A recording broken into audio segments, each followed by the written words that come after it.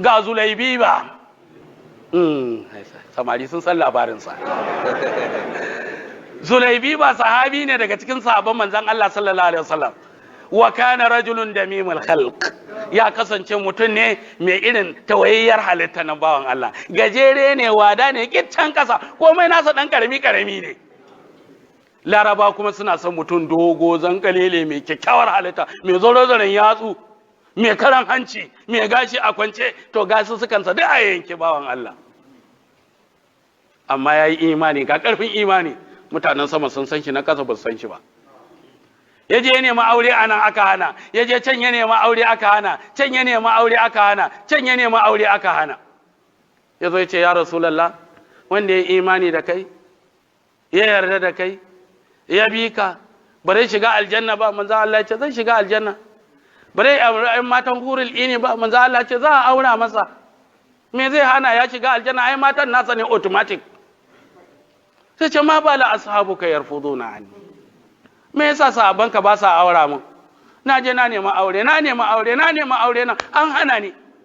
Manzon Allah ya dube shi ya ce je ka gidan wani ka ce su baka yarsu. Executive approval. Magana ta gare. Kuma malaman tarihi suka ce wannan gidan na Ansar, ƴan matan gidan duk an sani. Yanzu ku lokacin ai kun bari in ga muku misali. Bari in ba ku misalin da za ku iya gane. Gidan da ƴan mata suke masha Allah zara ta ƴan mata duk kun sani ai. Ko ba ku sani ba, aka ce kai ya aure matan gidan Allah haka zaka kai wani ya aka haka za ku yi ta yi. To duk Madina in aka ce gidan su wane yan matan gidan sun yi kuce saboda kyawu da samarta. Mutum ne ya je ya sallama a kofar mai gida ya fito ya ce dan aike ne, ya ce daga ina, ya ce wajen manzon Allah. Dama ya san yana fita, ya ce a Zulaibiba kai na kofa gidanmu, ya ce yi. Yaya, ya ce a aike na aka yi, wai aiko ka manzan Allah, ya ce a marhaba, sanda dan aikin manzan Allah. Ya ce manzan Allah ne ya aiko yana neman yarku. Ya ce a wane ne ya cancanta mu haɗa zuriya da shi sama da manzan Allah? Abu ne mai kyau. Ashe yarinyar tana ɗaki tana ji, tana karatun Kur'ani daidai wannan lokacin.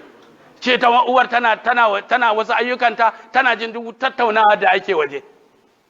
Bayan ya gama bayani sai ce ai ya dace, manzon Allah je ka ce an bace. Sai ce lakinnahu yatlubu liyana, yace sai dai ni yake nema. Yace kai, yace sai yace da'ana an nastashira, bari mu je mu shawara. In ka je kana neman aure Alhaji yace bari mu shawara da Hajiya, to kai hakuri kawai. Kai step down kawai. Mai gida ya ce bari mu yi shawara, to kai haƙura kawai. Ya ce dana an nasta shira, bari mu yi shawara. Sun koma ana ɗan tattaunawa, yana zuwa ya ce da uwar, to kin san abin da ke faruwa? A ce duk taji. Ta ce ina jin ka. Manzon Allah ne ya auro, yana neman auren wance, amma Zulaibiba yake ne. Ta ce manzon Allah ya rasa wanda zai turo mana, ina su Abubakar da Umar, ga samari su Aliyu, ba za a turo mana ba, a turo mana Zulaibiba. Ka san mata, ka san uwar ƴaƴan tana so ta ɓata kan ta yi lugu-lugu da kai kawai ka haƙura kawai. Ina ji an gane. Amma yarinyar tana ɗaki duk tana jin suna karatu. Shi ko mutum ya kasa kunne Zulaibiba yana ji. Sai yarinyar sai ta fito. Sai ta ce wa ma ra'ayukuma, me ra'ayinku, me za ku ce akan abin da manzon Allah ya faɗa? Shi ke da Allah koma ɗaki ki zauna, bari mu tattauna mai shawara, wannan shawara ne na dattijai na manya.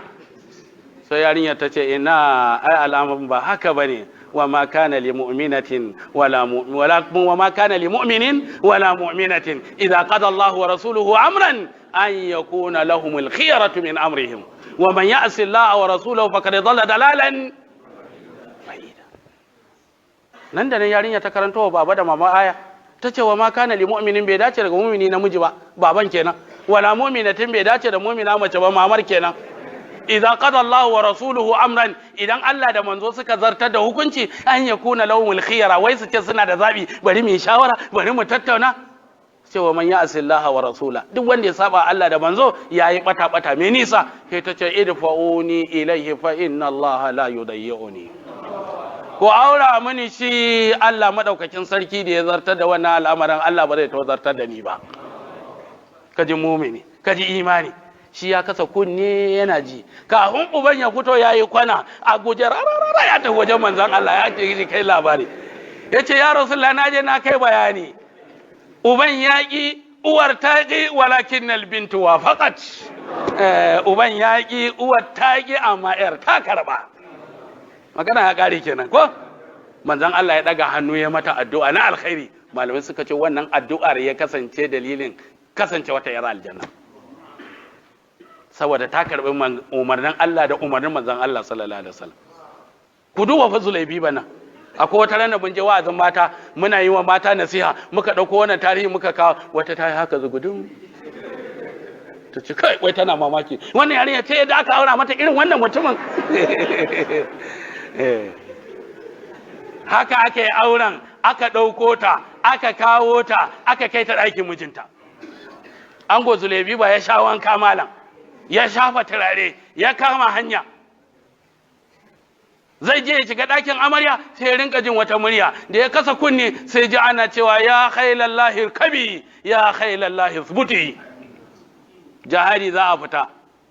Ina maza za a fita jihadi don ɗaukaka addinin Allah, a hau doki, a tabbata kan doki, za a fita. Sai ya tsaya, malaman ta suka ce yana kwambakon baya, ni zan je wajen amarya ta ce daren ta farko ta sha turare ban taɓa maganin ta ba, in na je bayan an gama shan turare jihadi na gaba ya so in ya so a tafi. Ko kuwa a'a in je in tadda matan hurul ini na aljanna da ba su taɓa yin haila ba, kawai yana tunanin haka. Yace in je in tada hurul ini ne ko in je in tada wayana, hurul ini ne ko wayana, haka yana kwambakon baya. Kawai sai yanke shawara a zuciyarsa yace ina neman waɗanda ba su taɓa yin haida ba, na hurul ini nake nema. Ka duba kyan matar, budurwa, matashiya, kin son kowa kin wanda ya rasa. Ba ka Hausa suke cewa ba, allura tsakar ɗaki wai mai rabo kan ɗauka. Kawai sai ya juya bai shiga ɗakin amarya ba, ya hau kan dokinsa, aka fita, aka je aka gwabza yaƙi. Bayan yaƙi ya lafa, manzon Allah ya ce suwa da wa muka rasa. Aka duba aka ce babu wane, babu wane, babu wane, babu wane, babu wane. Duk aka lissafa, kowa ba ya da kima ma a wajen mutanen, ba ya da kima ala ahlil ardi. Mutanen ƙasa ba san shi ba, amma na sama sun san shi. Manzon Allah sai ya ce ni kuwa na rasa aboki na Zulaibi ba, ku tashi ku ne ku taya ni neman sa cikin gawan nan. Ana ta nema abin mamaki, farkon wanda ya je tsaya kan gawarsa kuma manzon Allah sallallahu alaihi wasallam ne. Yace ga gawar abokina, yace qatala sab'atan min al-mushrikin fa qataluhu, hadha minni wa ana minhu, hadha minni wa ana minhu, hadha minni wa ana minhu. Manzon Allah ya ce Zulaibi ba ya kashe mushrikai 7, yana gwagwarmaya da su, ya kashe su, suka ci nasara, su ma suka kashe shi wayanda suka zo daga baya. Yace wannan yana tare da ni, ma ina tare da shi. Wannan ya nuna automatic shi dan aljanna ne, ya samu hurul ilmin kenan. To ga cinan yan kasa sun san shi. Haka ake so samarin mu da Allah ayi aiki, manyan mu ayi aiki, dattijan mu ayi aiki, ayi sana'a, ayi karatu, ayi ibada. Ibadar kuma a yi ta dan Allah, kar a sanya shirka a ciki.